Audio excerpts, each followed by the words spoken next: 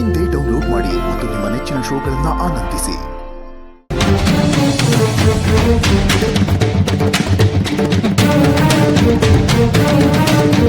ನನ್ನ ಗುರಿ ಸಾಧನೆಗೆ ನೀನಿನ್ನು ಬೃಹದಾಕಾರವಾಗಿ ಬೆಳಿಬೇಕು.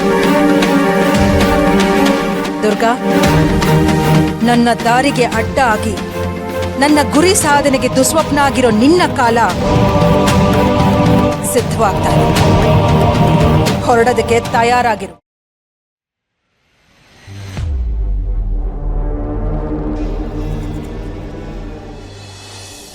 ಚಿಟಕ ಕುದುರೆ ಹತ್ತಿ ಪೇಟೆಗೊಗುಮ್ಮ, ಜನದ ಬೀಡ ತಿತ್ತ ಕರ್ಗಾರೊಡುಮ್ಮ, ಹೆತ್ತಾರಿ ಕಟ್ಟ ಗಂಡು ಬಿಸಿಲಾಗಿ ಮುದ್ದೆ ಹೊಂಡು, ಅರೆ ಜಲ್ದಿ ಜಲ್ದಿ ಜಲ್ದಿ ಜಲ್ದಿ.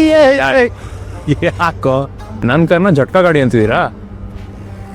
ನಾನು ಅನ್ಕೊಂಡಾಗ ಆದರೆ ಕಾರ್ ಶೋರೂಮ್ನೇ ಪರ್ಚೇಸ್ ಮಾಡ್ತೀನಂತೆ.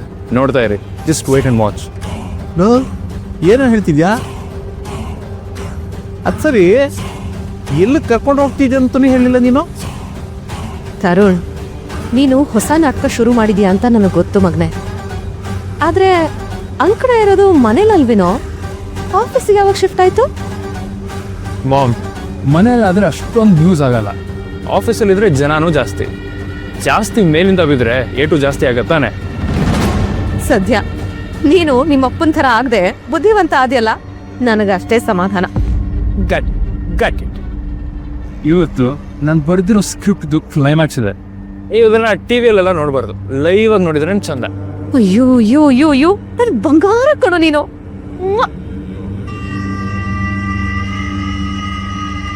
ನಿಮಗಾಗಿರೋ ಅವಮಾನಕ್ಕೆ ಇದು ನನ್ನ ಗಿಫ್ಟ್ ಮಾಮ್. ಸದ್ಯ ಇದು ನಿನಗಾದ್ರೂ ಅರ್ಥ ಆಯ್ತಲ್ಲ. ಅವ್ರುಗಳು ನಮಗ್ ಮಾಡಿರೋ ಅವಮಾನಕ್ಕೆ ಸರಿಯಾಗಿ ಫಲ ಅನುಭವಿಸ್ಬೇಕು. Yes mom, they will pay. ಅಯ್ಯೋ ಪರಮೇಶ್ವರ, ಅಮ್ಮ ಮಗ ಸೇರ್ಕೊಂಡು ಏನು ಮಾಡಿಕೊಟ್ಟಿದ್ದಾರೆ ಇವರು. ಇದರಿಂದ ಏನೇನಾಗುತ್ತೋ ಆ ದೇವರೇ ಬಲ್ಲ. ದೇವರೇ, ನೀನೇ ಕಾಪಾಡಬೇಕು.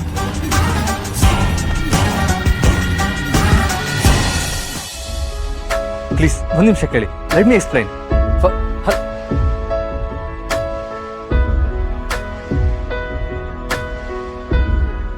ಎಲ್ಲ ಸುಳ್ಳುಗಾರ್ರೆ. ಯಾವಾಗ್ಲೂ ನಾನು ನಿನ್ ಜೊತೆ ಇರ್ತೀನಿ ಅಂತ ಹೇಳಿದ್ದು ಬರೀ ಬಾಯಿ ಮಾತಿಗಷ್ಟೇ. ನಾನು ನೀಡಿದ್ದಾಗ ಒಬ್ರು ಇಲ್ಲ. Bloody layers all are same. Boss, ನನ್ನ ಕ್ಷಮಿಸ್ಬಿಡಿ. ಕ್ಷಮಿಸದ? ನೀನ್ ಯಾಕೆ ಸಾರಿ ಕೇಳ್ತಾ ಇದ್ಯಾ? ಇಷ್ಟೆಲ್ಲ ಆಗೋದಕ್ಕೆ ಎಲ್ಲೊಂದ್ ಕಡೆ ನಾನೇ ಕಾರಣ ಅನ್ಸ್ತಿದೆ. ನಮ್ಮಿಬ್ರು ಮದ್ವೆನೇ ಆಗಿಲ್ಲ ಅಂದಿದ್ರೆ ಇದೆಲ್ಲ ಆಗ್ತಾನೆ ಇರ್ತಿರ್ಲಿಲ್ಲ. ದುರ್ಗಾ, ಅವಾಗ ಹಿತ ಖುಷಿಯಾಗಿರ್ತಾ ಇದ್ಲಾ? ನೋಡು, ಜಗತ್ತಲ್ಲಿ ಆಗ್ತಾ ಇರೋದಕ್ಕೆಲ್ಲ ನಾವು ಗಿಲ್ಟ್ ಫೀಲ್ ಮಾಡ್ಕೊಂತ ಇದ್ರೆ ನಮಗ್ ಬದುಕು ಅನ್ನೋದೇ ಇರಲ್ಲ.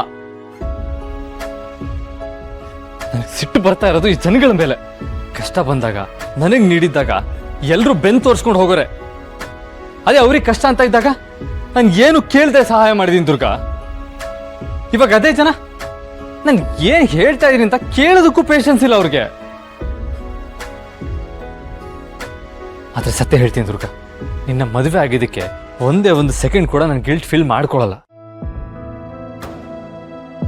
ಬಾಸು, ನೀವೇನು ಅಂತ ನನಗ್ ಗೊತ್ತು, ಈ ಮನೆಯವ್ರಿಗೂ ಗೊತ್ತು. ನೀವ್ ಯಾವತ್ತು ನನ್ನನ್ನಾಗ್ಲಿ ಅಂಬಿಕಾ ಅವ್ರನ್ನಾಗ್ಲಿ ಕೆಟ್ಟಾಗಿ ನಡ್ಸ್ಕೊಂಡಿಲ್ಲ ಅಲ್ವಾ? ಅಂದ್ಮೇಲೆ ಮತ್ ಯಾಕೆ ಅವರೆಲ್ಲ ಹಾಗೆಲ್ಲ ಮಾತಾಡ್ಬೇಕು? ಅದ್ ತಪ್ಪಲ್ವಾ? ಹೌದು ದುರ್ಗಾ, ಆದ್ರೆ ಇವಾಗ ನೀನ್ ಹೇಳ್ದಲ್ಲ ನಾನು ಏನು ಅಂತ ನಿಮ್ಗೆಲ್ಲ ಗೊತ್ತು ಅಂತ, ಅಷ್ಟು ಸಾಕು ನನಗೆ. ಈ ಜಗತ್ತಲ್ಲಿರೋರ್ದೆಲ್ಲ ಸರ್ಟಿಫಿಕೇಟ್ ನನಗೆ ಬೇಕಾಗಿಲ್ಲ.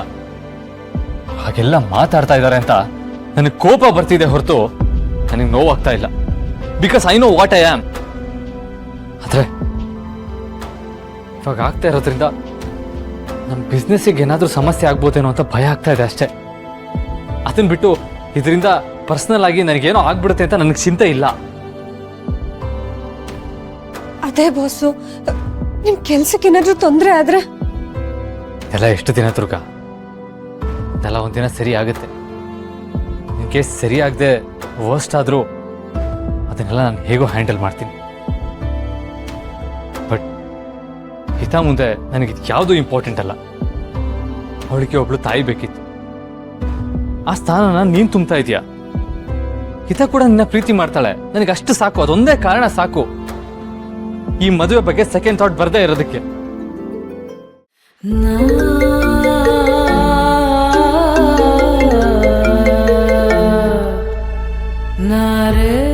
ದುರ್ಗಾ, ನಾನು ಆಫೀಸ್ಗೆ ಹೋಗಿ ಬರ್ತೀನಿ. ಅಲ್ಲೂ ಏನೇನೋ ಆಗಿದೆ, ಅದನ್ನೆಲ್ಲ ಮ್ಯಾನೇಜ್ ಮಾಡಬೇಕು. ಪ್ಲೀಸ್ ಟೇಕ್ ಕೇರ್ ಆಫ್ ಇದು.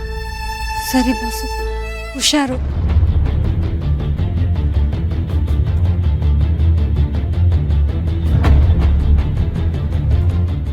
ಬಾಸು, ಅವ್ರು ನಿಮ್ಗೆ ಇಷ್ಟೊಂದು ನೋವಾಗೋ ಹಾಗೆ ಮಾಡಿರೋದು ತುಂಬಾ ದೊಡ್ಡ ತಪ್ಪು.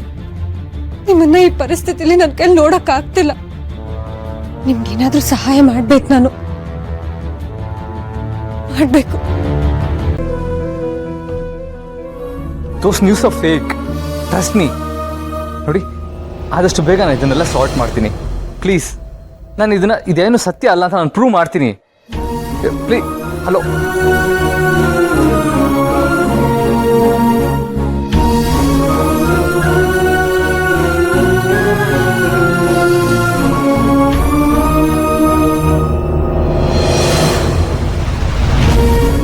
ಡೋಂಟ್ ವರಿ ಶರತ್. ಜೀವನದಲ್ಲಿ ಪ್ರತಿಯೊಂದು ಹಂತದಲ್ಲೂ ಇಂಥ ಒಂದು ಸವಾಲುಗಳು ಎದುರಾಗುತ್ತೆ. ಆದರೆ ನನ್ನ ಮಗ ಏನು ಅಂತ ನನಗೆ ಚೆನ್ನಾಗಿ ಗೊತ್ತು. ಅದು ಆದಷ್ಟು ಬೇಗ ಪ್ರೂವ್ ಆಗೋ ಕಾಲ ಹತ್ತಿರ ಬಂದಿದೆ. ಆ ನಂಬಿಕೆ ನನಗಿದೆ. But this is too much ಅಪ್ಪ. ಅಲ್ಲ, ಯಾರು ನನ್ನ ಮಾತು ಕೇಳೋದಕ್ಕೆ ರೆಡಿ ಇಲ್ಲ. ಇನ್ ಕೇಸ್ ನಮ್ಗೆ ಇದನ್ನೆಲ್ಲ ಪ್ರೂವ್ ಮಾಡೋಕ್ಕಾಗಲಿಲ್ಲ ಅಂದ್ರೆ ಏನಪ್ಪ ಮಾಡೋದು? ಹಾಗೆಲ್ಲ ಆಗೋದಿಲ್ಲಪ್ಪ. ನಾನು ಒಂದು ವಿಷಯ ಹೇಳ್ತೀನಿ ಕೇಳು. ಸತ್ಯಕ್ಕೆ ಯಾವತ್ತಿದ್ರೂ ಜಯ ಇದ್ದೇ ಇದೆ. ಅದು ಸಾಬೀತಾಗೋದು ಸ್ವಲ್ಪ ಲೇಟ್ ಆಗ್ಬೋದು ಅಷ್ಟೇ, ಆದ್ರೆ ಅಂತಿಮವಾಗಿ ಗೆಲ್ಲೋದು ಸತ್ಯನೇ. ಏನೋ ನಿಜ ಅಪ್ಪ. ಆದ್ರೆ ಆಲ್ ಆಫ್ ಎ ಸಡನ್ ನನ್ನ ಮೇಲೆ ಈ ರೀತಿ ಆರೋಪ ಬರೋದಕ್ಕೆ ಹೇಗೆ ಸಾಧ್ಯ? ಅದೇ ನನಗೂ ಅರ್ಥ ಆಗ್ತಾ ಇಲ್ಲ. ನೀನು ಇತ್ತೀಚೆಗೆ ಬಿಸ್ನೆಸ್ ಅಲ್ಲಿ ಒಳ್ಳೆ ಹೆಸರು ತಗೊಂಡಿದ್ದೀಯ. ಆ ಹೆಸರನ್ನ ಕೆಡಿಸೋದಕ್ಕೆ ಯಾರಾದರೂ ಅಡ್ಡಗಾಲು ಹಾಕ್ತಾ ಇರಬಹುದಾ ಅಂತ ನನ್ನ ಯೋಚನೆ. ಇರ್ಲಿ, ಸ್ವಲ್ಪ ತಾಳ್ಮೆಯಿಂದ ಯೋಚನೆ ಮಾಡೋಣ. ಆದ್ರೆ ಅಷ್ಟರಲ್ಲಿ ನಮ್ಮ ಕಂಪನಿ ರೆಪ್ಯುಟೇಷನ್, ಪರ್ಸನಲಿ ನಾನು ಏನೂ ಆಗೋದಿಲ್ಲ. ಏಳು ಬೀಳುಗಳು ಇದ್ದದ್ದೇ. ಬಿದ್ದ ಮೇಲೆ ನಾವಾಗೆ ಏಳೋದಕ್ಕೆ ಪ್ರಯತ್ನ ಪಡಬೇಕು. ಸತ್ಯ ಅನ್ನೋದು ಬೂದಿ ಮುಚ್ಚಿದ ಕೆಂಡ ಇದ್ದ ಹಾಗೆ. ಜೋರಾಗಿ ಗಾಳಿ ಬೀಸಿದ್ರೆ ಬೂದಿ ಎಲ್ಲ ಹಾರು ಹೋಗಿ ಕೆಂಡ ಆಚೆಗೆ ಬರುತ್ತೆ. ಸತ್ಯನೂ ಹಾಗೇನೆ ಒಂಥರ ಜಗತ್ನಲ್ಲಿ ಬೆಳಗೋ ಸೂರ್ಯ ಇದ್ದ ಹಾಗೆ. ಯಾವತ್ತಿದ್ರೂ ಹೊಳಿಲೇಬೇಕು. ಚಿಂತೆ ಮಾಡಬೇಡ, ಧೈರ್ಯವಾಗಿರು.